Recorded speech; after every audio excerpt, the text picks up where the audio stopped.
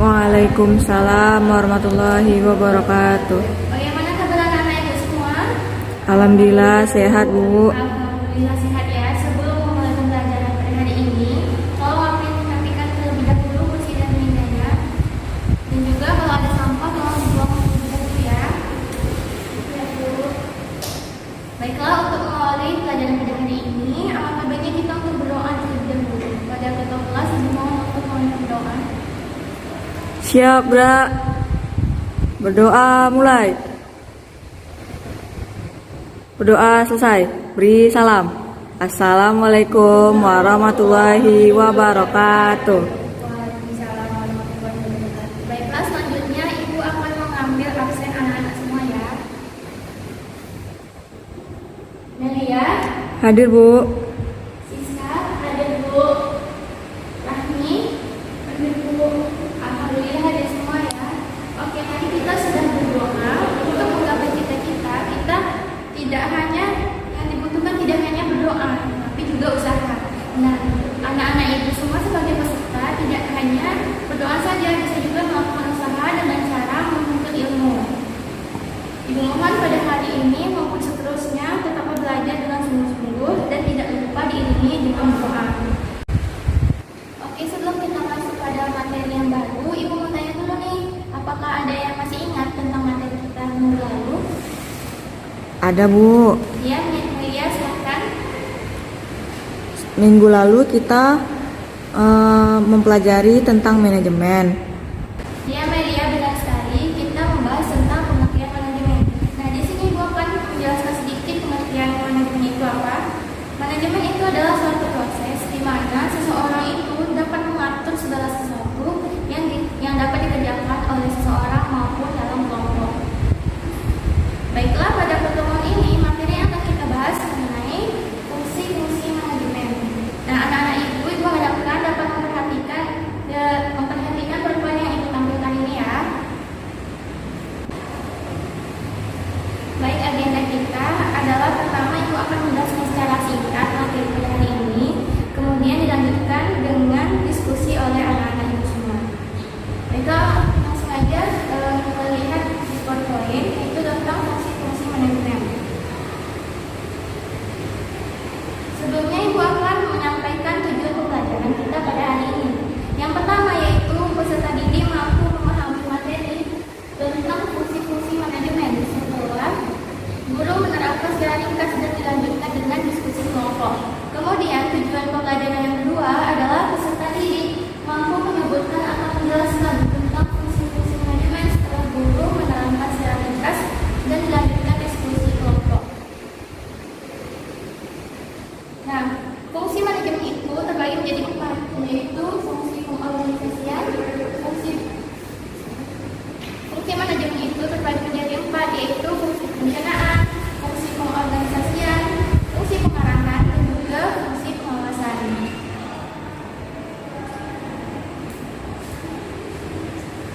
Nah, yang pertama adalah fungsi perencanaan. Perencanaan adalah aktivitas yang strategis dengan menyusun hal-hal yang akan dikerjakan dengan sumber yang dimiliki. Perencanaan dilakukan untuk menentukan tujuan perusahaan secara keseluruhan dan cara terbaik untuk memenuhi tujuan tersebut. Nah, rencana ini bisa dari ide maupun pikirannya digabungkan menjadi satu. Kemudian pengorganisasian. Fungsi manajemen pengorganisasian dilakukan dengan tujuan membagi suatu kegiatan besar menjadi kegiatan-kegiatan yang lebih kecil. Pengorganisasian mempermudah manajer dalam melakukan pengawasan dan menentukan orang yang dibutuhkan untuk melaksanakan tugas-tugas yang telah dibagi tersebut. Lalu yang ketiga adalah fungsi pengarahan. Pengarahan adalah suatu tindakan untuk mengusahakan agar semua anggota kelompok itu berusaha dapat mencapai sasaran sesuai dengan perencanaan manajerial dan usaha. Baiklah, selanjutnya yaitu fungsi yang keempat adalah fungsi evaluasi atau controlling. Fungsi manajemen evaluasi dilakukan setelah proses kerja dilakukan. Pada proses ini, kinerja dinilai apakah sesuai dengan teknik atau strategi yang sudah direncanakan. Pada tahap ini, manajemen mengevaluasi keberhasilan dan efektivitas kerja, melakukan klarifikasi memberikan alternatif solusi manakah solusi masalah yang terjadi selama proses kerja kelompok. Baiklah, selanjutnya Ibu akan membagi kelompok untuk anak-anak Ibu.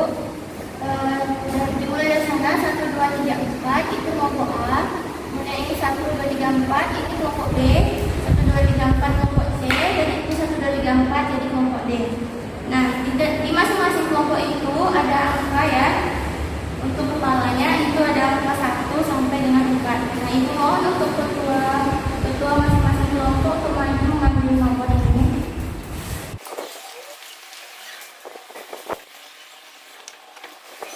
Silakan dipasang nomornya di kepalanya ya.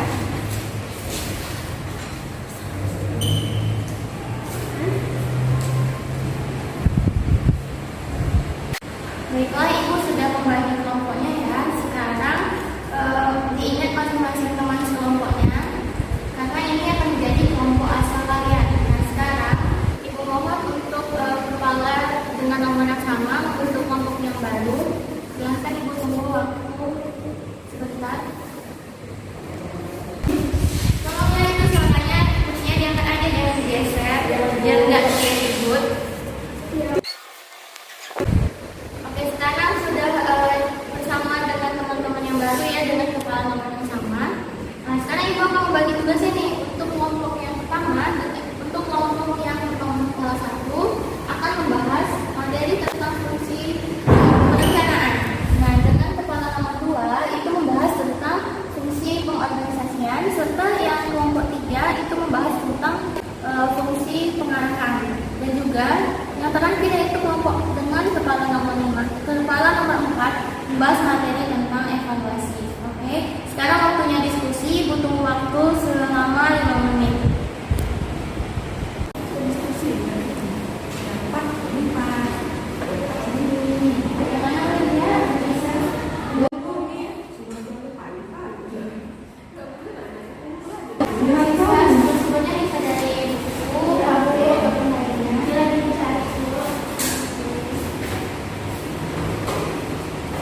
Oke, Ibu rasa waktunya sudah cukup ya. Sekarang kembali ke kelompok yang asal.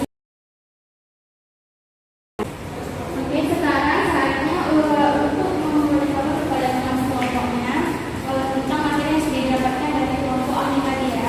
Ibu tunggu waktu 5 menit. Selamat berdiskusi kembali.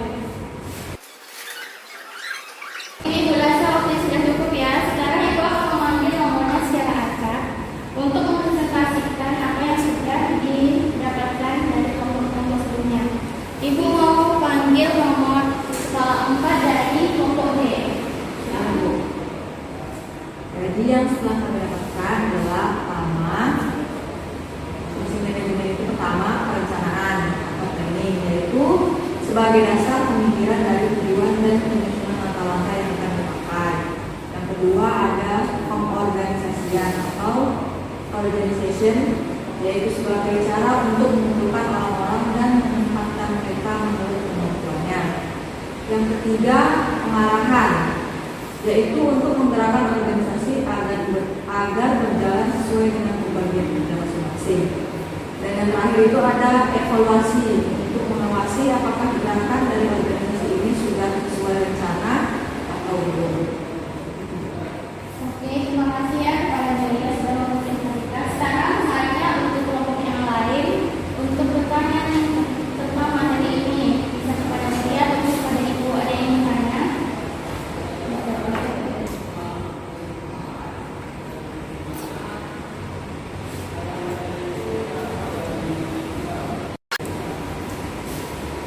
Sepertinya tidak ada yang ingin bertanya ya. Kalau begitu Ibu saya yang bertanya kepada anak-anak Ibu semua.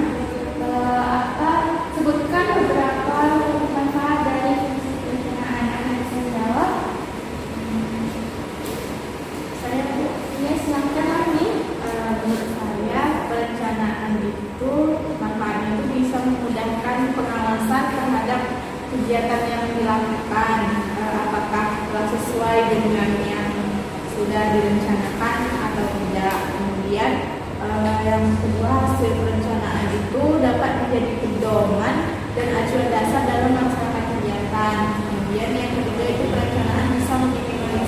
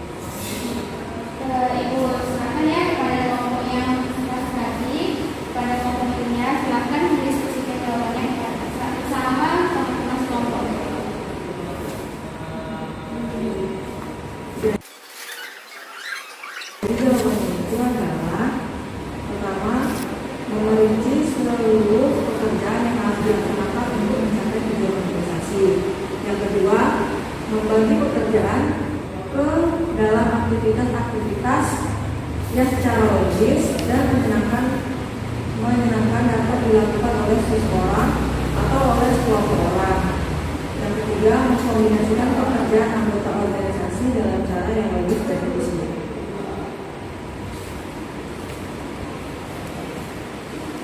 Oke, itu tanya lagi nih kepada kelompok yang lain. Apakah jawaban dari media itu dapat disetujui atau tidak? Pada kelompok kami, apakah jawaban dari media itu sudah benar? Menurut kami sudah, Bu. Oke, selanjutnya Ibu akan menampilkan materi melalui PowerPoint. Ibu harap anak-anak ini dapat memperhatikan ya. Ibu akan memberikan sebuah rekaman. Ibu harap anak-anak ini bisa mendengarkan karena nanti Ibu akan bertanya apa kesimpulan dari rekaman berikut.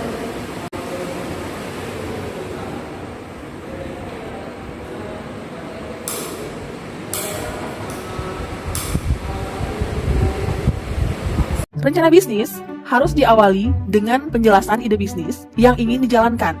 Dalam rencana bisnis, harus ada penjelasan yang menunjukkan bahwa rencana bisnis merupakan jawaban kebutuhan, menjawab permintaan pasar, atau merupakan produk yang dapat menciptakan produk baru. Anda harus menjelaskan bahwa Anda adalah orang yang paling tepat untuk menjalankan bisnis ini.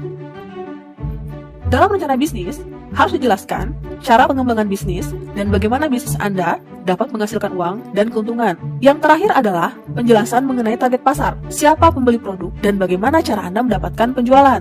3 bagian utama dalam rencana bisnis. Pertama adalah konsep bisnis, menjelaskan secara rinci mengenai industri yang digeluti, struktur bisnis, produk dan jasa yang ditawarkan, dan bagaimana membuat bisnis tersebut sukses.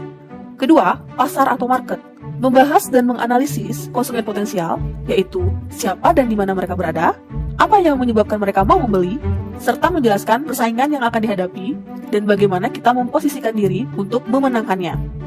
Yang ketiga adalah rencana keuangan. Di sini menjelaskan estimasi pendapatan bisnis dan analisis break-even bisnis. Baiklah, dari rekaman tersebut ada yang bisa menyimpulkan apa maksud dari rekaman tersebut? Ya, baik, Pak Dani, silakan.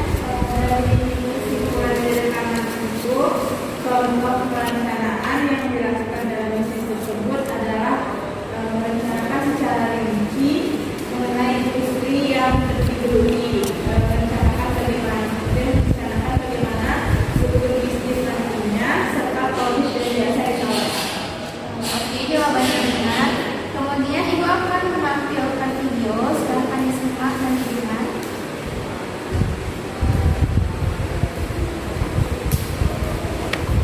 Ada 4 alasan mengapa kita perlu melakukan evaluasi. Yang pertama adalah evaluasi itu adalah sebagai langkah monitoring. Jadi memonitor progres dari setiap inisiatif yang dilaksanakan dalam perencanaan SDM, terutama memonitor langkah-langkah yang kita lakukan dalam perencanaan SDM tersebut. Yang kedua adalah mengapa perlu evaluasi, karena itu adalah sebagai checking atau mengecek apakah tujuan dari perencanaan telah atau dapat terrealisasikan. Nah, seperti diketahui, tujuan perencanaan SDM itu adalah langkah pertama kita dalam perencanaan SDM. Nah, evaluasi adalah waktunya kita mengecek apakah tujuan tersebut telah atau dapat terrealisasikan setelah melakukan perencanaan SDM tersebut. Ketiga, identifying. Mengidentifikasi timbulnya resiko-resiko yang tidak diperhitungkan sebelumnya. Biasanya kalau di atas kertas melakukan perencanaan, kita tidak bisa melihat resiko-resiko yang tidak kita perhitungkan sebelumnya. Contoh nih, perencanaan SDM itu dalam melakukan perencanaan SDM, kita tidak pernah memasukkan resiko adanya virus flu baru yang membuat perekonomian global itu sangat terguncang dan menuju resesi sekarang. Nah, adanya evaluasi ini sangat membantu kita untuk mengidentifikasi resiko-resiko yang tidak diperhitungkan tadi. Keempat, atau alasan terakhir mengapa perlu evaluasi, yaitu adaptasi. Melakukan adaptasi terhadap perubahan-perubahan yang perlu dilakukan. Jadi, kalau tadi kita sudah melakukan langkah-langkah tersebut, sudah dimonitor, sudah dicekking, sudah di-identifying, dan terjadi perubahan, lalu tahap keempat adalah melakukan adaptasi terhadap perubahan-perubahan yang perlu kita lakukan dalam perencanaan tersebut. Baiklah, dari video tersebut ada yang bisa menyimpulkan apa maksud dari video? Saya, Bu. Ya, silakan kepada Nadia. Kalau menurut saya, pertama, untuk melihat progres dari setiap inisiatif yang dilaksanakan dalam perencanaan. Yang kedua, mengecek apakah tujuan dari perencanaan telah atau dapat direalisasikan.